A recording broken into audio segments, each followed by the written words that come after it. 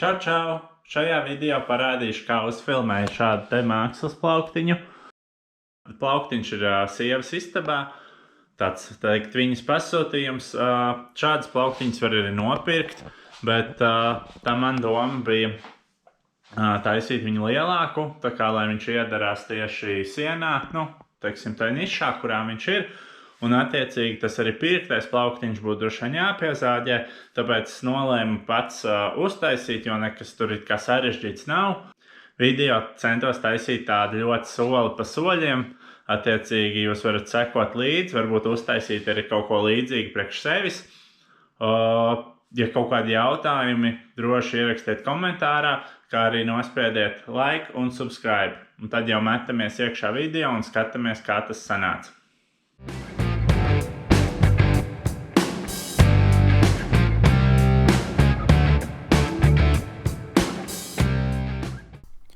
Tad aiziet, sākam būvēt.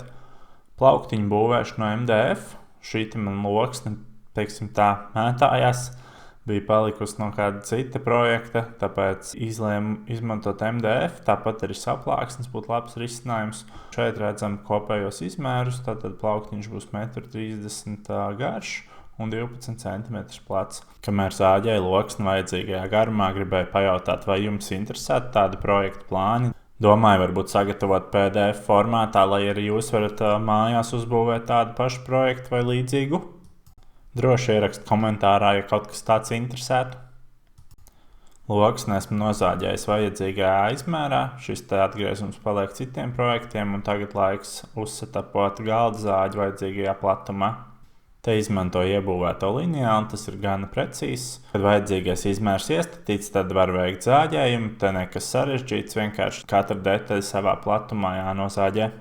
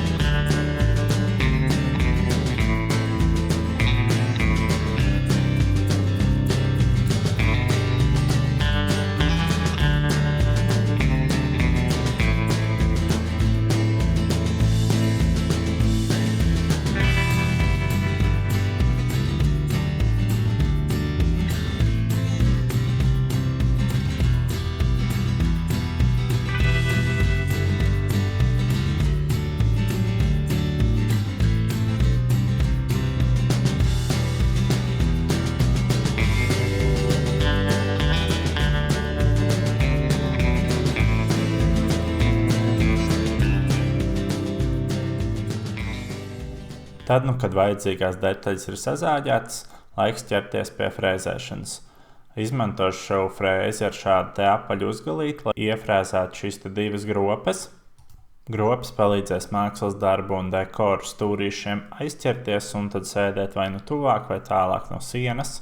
Un tādējādi dekori ir stabilāk turas plauktā un nevar tik viegli apkrist. Te piemēru to dziļumu, cik dziļi frēzēt, kā redzam, tur 3-4 mm aptuveni. Un tad atliek to vēlamo attālumu. Manā gadījumā tie ir 3 cm, bet ja tā ir platāk plauktiņa, tad arī tās atstarpītas lielākas vai piemērotas tieši tam, ko jūs gribat tur turēt.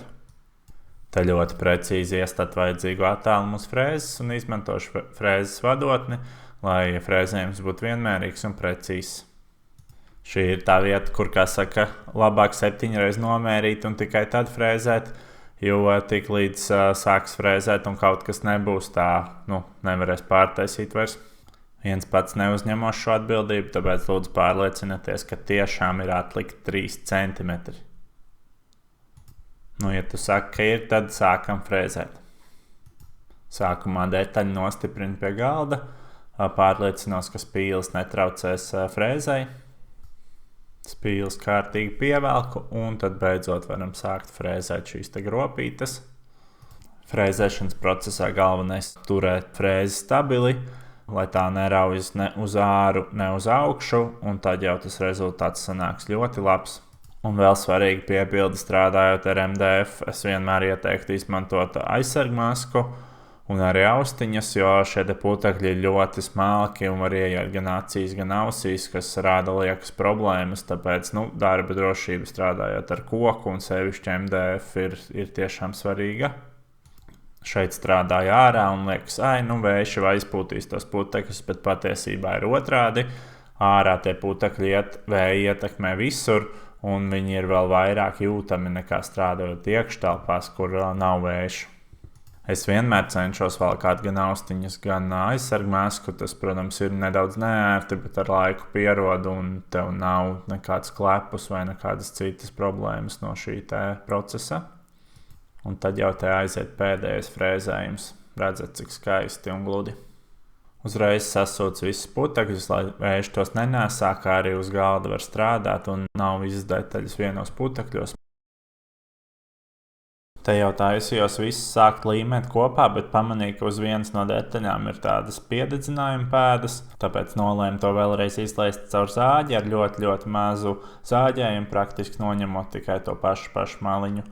Ar otro reizi jau labāk, bet vēl palika nedaudz tās piededzinājuma vietas, un tās vienkārši ar slīpmašīnu noslīpēju. Un tāpat arī visas detaļas pārslīpēju. Galvenais, lai nav šeit asie stūri, un lai viss būtu gatavs krāsošanai, pirms jau līmēju kopā, jo pēc tam, kad ir salīmēts, tad jau ir daudz sarežģītāk noslīpēt. Te varat pavērot kokapstrādes interesantāko daļu - pēdiņās slīpēšanu.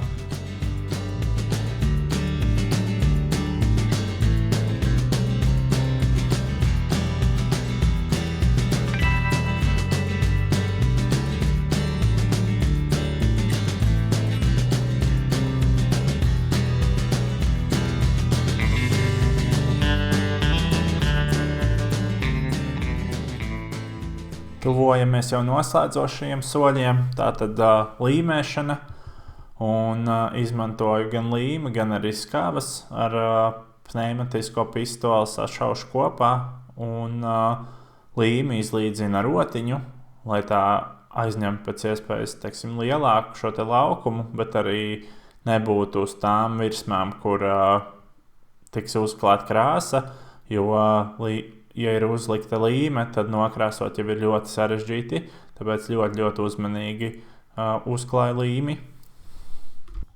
Savienoju detaļas kopā 90 grādu leņķī un slīpumā šauju kopā, bet šeit redzams, ka vietnām skavu pistoli nevarēja nolikt paralēli virsmai, un līdz ar to dažas skavas izšāvās ārā. Šī tāda iesācēja kļūdiņa, ko vairs neesmu pieļāvis. Tāpēc detaļu pagriezu uz augšpusi, un tad no augšas taisni varēja iešaut, un arī skavas vairs nešāvās ārā. Tā kā tāda viena lieta, ko jāņem vērā, ka jāspēj ar to pistoli piekļūt klāt, lai varētu šaut taisni, lai viņi neizšaus ārā. Kopumā ar šādu naglu pistoli ļoti ērti strādāt, un tas savienojums izveidojas ļoti, ļoti spēcīgs. To pašu atkārtoju arī otrajam virsmai.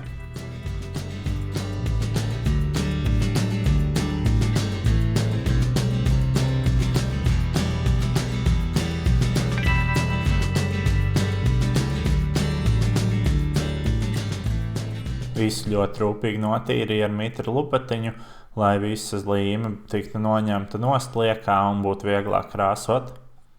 Naglu vietas aizpildīšu ar wood putty, latviski koku špaktele. Tāds jau gatavs materiāls, ar ko visu šīs te mazās nepilnības viegli aizpildīt. Protams, var sagatavot arī pats no skaidām un līmes, bet man kaut kā tā veikala labāk patīk. Viņu ir vieglāk uzglabāt, un pat tiem 3 eiro man viņi iet vairāk kā gadu. Izņēmu ārā šīs te naglu vietas, kur izšāvās naglas, un arī aizpildu ciet. Ļauju tam nedaudz apžūt, un tad jau nozāģēju galus vajadzīgajā izmērā. Būtībā sanāk apzāģēt galus, lai visas šīs te 3 detaļas būtu perfekti kopā. Var arī iztikt bez šī soļa, bet, manuprāt, tas ir tā vērts, nekas sarežģīts jau šeit nav.